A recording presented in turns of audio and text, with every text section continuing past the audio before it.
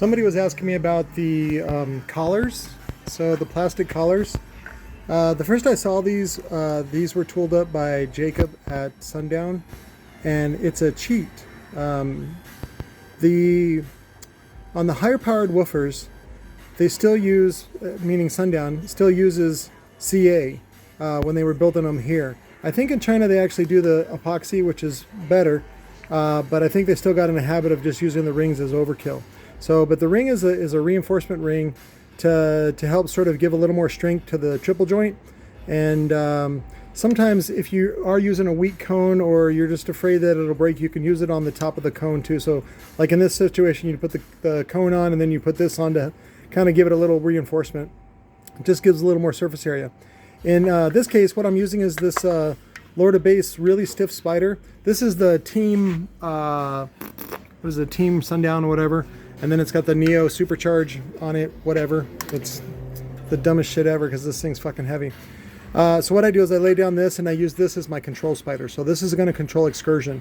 And then when I put the second spider on, which is like a version of this, it's just basically for the leads. It can be paper thin, it doesn't really matter.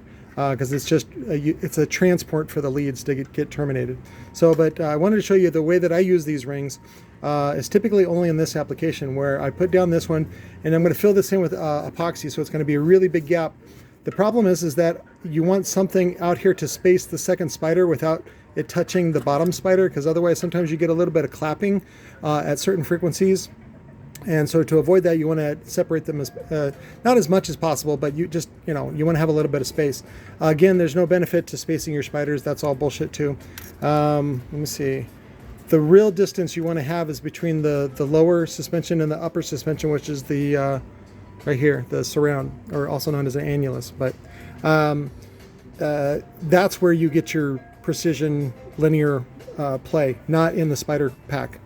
Even though stupid Ed, what's his name, PT Cruiser guy, said it, doesn't mean it's true. So, and just because people in the speaker industry use it doesn't mean it's true either. So a lot of times they'll use a gimmick like that. I think PPI used a gimmick like that. It said two mirrored spiders, meaning they took two linear spiders and then they mirrored one to make it whatever. It's all just bullshit and garbage. So this is how I use it. So what I'm going to do is put epoxy in here, and then I'm going to put this on top, and then I'm going to put a small bead of epoxy there, and then I'm going to go ahead and put on the top spider, and then another ring, and then clamp the whole thing. And then I'll come back probably tomorrow and go ahead and terminate it, and then put the cone on. So that's how I use these rings. I use them rare. It's very rare that I use them.